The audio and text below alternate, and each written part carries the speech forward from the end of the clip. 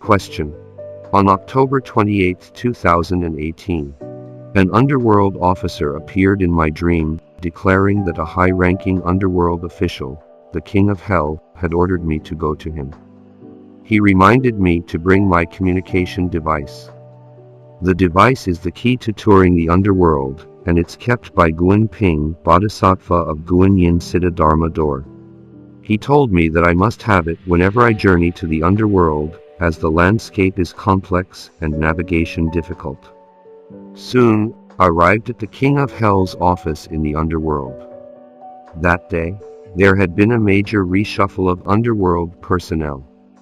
As Guan Yin Siddha Dharma Door is a newly established practice here, and because many things have to be dealt with, as many people practice Guan Yin Siddha in my country, multiple Underworld officials were transferred here to deal with the tasks associated with Guan Yin Siddha. The King of Hell seated at the desk appeared even more solemn and stern than the one I saw last time. The King of Hell beckoned me to sit and said, "Today the Underworld is very busy. For a few reasons. I have been transferred here from another court. From now on, I will be responsible for dealing with matters related to Guan Yin Siddha Dharma Door in this country. Today, I have a few words that I wish you would share with the people of the human world.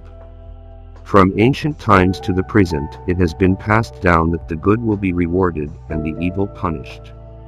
A person's karma is created all by themselves. The same applies to all others, regardless of their religious practice or faith. All beings are equal before the law of karma.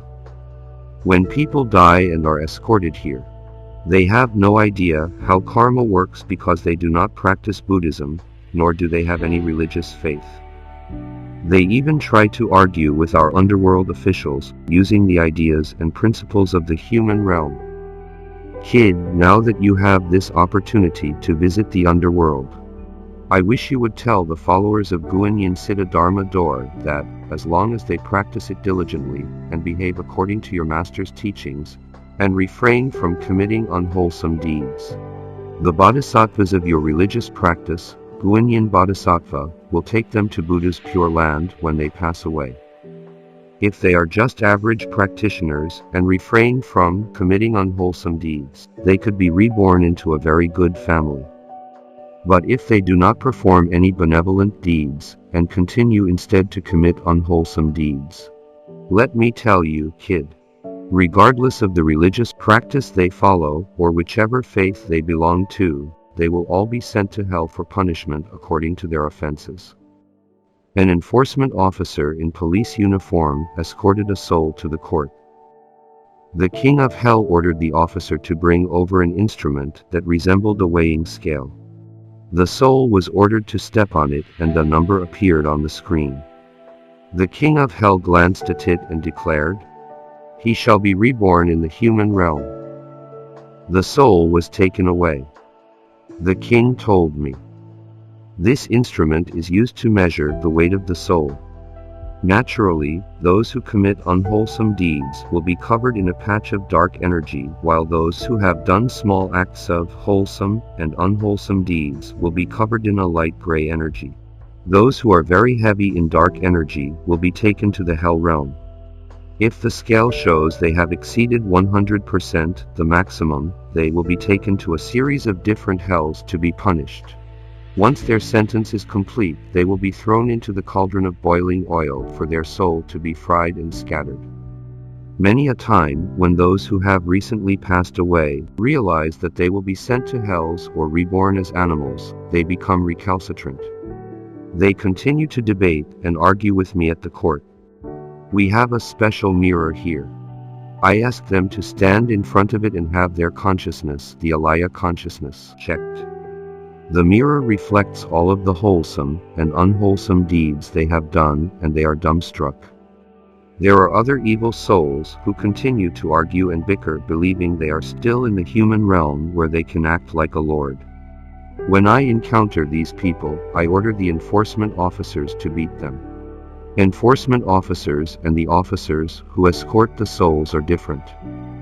The enforcement officers are much bigger and more intimidating, and the souls are normally beaten brutally and violently before being escorted to the hell realm.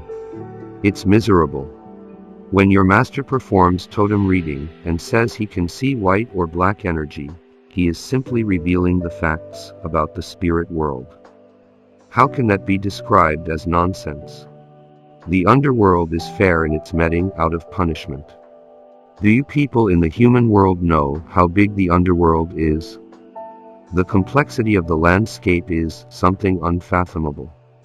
Even if you are a spiritual practitioner, including practitioners of all religious practices, monastic or layperson, your level of cultivation means you simply do not know enough. The underworld is already beyond your knowledge.